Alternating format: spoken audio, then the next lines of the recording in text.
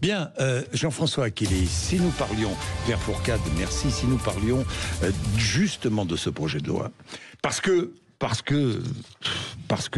ça soulève tellement de questions. Demain, je recevrai Philippe Juvin, qui est opposé au texte sur la fin de vie, qui sera mon invité de 8h30 à 9h.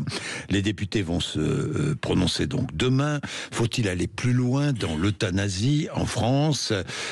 Deux propositions au vote demain. Chacun d'entre nous est concerné par ces textes qui posent la question de la fin de vie. C'est un sujet universel. Oui, totalement universel, Jean-Jacques. Pas seulement parce que nous aurions tous un jour quelqu'un de proche qui.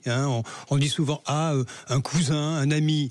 En réalité, nous sommes tous un jour confrontés au mystère de la mort, sa façon de l'accompagner pour les autres, pour soi-même.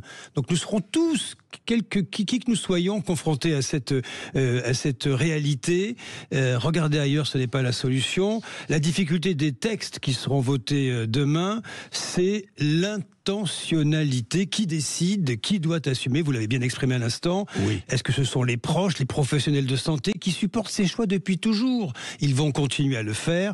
Le professeur Philippe Juvin, justement, regrette les caricatures, dit-il. Il y aurait d'un côté les gentils qui détiennent le magistère moral, qui veulent abréger les souffrances, et de l'autre les méchants opposés à la loi qui voudraient laisser les gens mourir de façon indigne. C'est une énorme responsabilité que de décider de donner la mort à quelqu'un, c'est vrai. C'est très difficile d'assumer l'idée de ne pas pouvoir soulager en même temps quelqu'un qui réclame de partir. C'est tout le dilemme de cette histoire. Oui. Le problème, c'est d'établir une règle générale, Jean-Jacques, pour une somme infinie de cas particuliers. Chaque individu est un cas. Vous venez de résumer la situation. Il est très difficile d'assumer l'idée de ne pas pouvoir soulager quelqu'un qui réclame de partir, et c'est une énorme responsabilité que de décider de donner la mort à quelqu'un. C'est tout le dilemme. Vous avez posé la question. Bien, que proposent de nouveau les textes qui seront soumis demain au vote solennel des députés? Alors, très précisément, c'est un rappel utile, ça a été dit à l'instant, mais les députés ont défini le périmètre de la procédure d'aide à mourir, l'aide à mourir.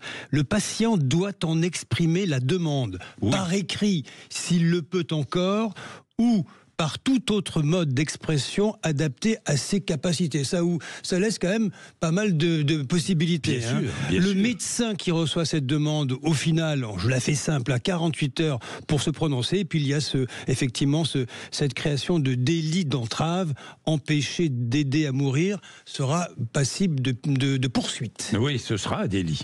Et les oppositions sont tranchées. Il y a le choix des mots, l'éternelle bataille de la communication. Oui, alors l'aide à mourir, vous savez, c'est l'euphémisme. On ne dit plus euthanasie, on ne dit plus suicide assisté.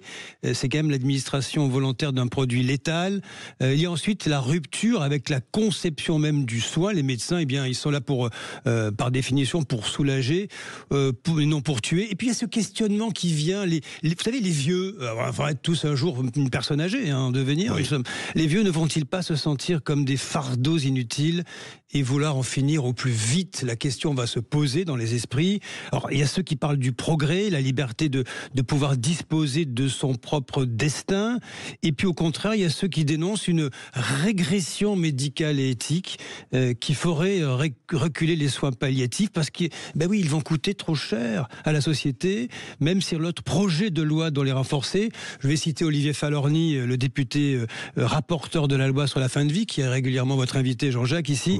Il y a, dit-il, un certain nombre de souffrances que rien ne peut soulager. La loi est censée pouvoir y répondre. Et elle sera sans doute, cette loi, appelée encore et encore dans les prochaines années, appelée à évoluer, parce que c'est une page vers un inconnu qui s'ouvre, un inconnu inexploré.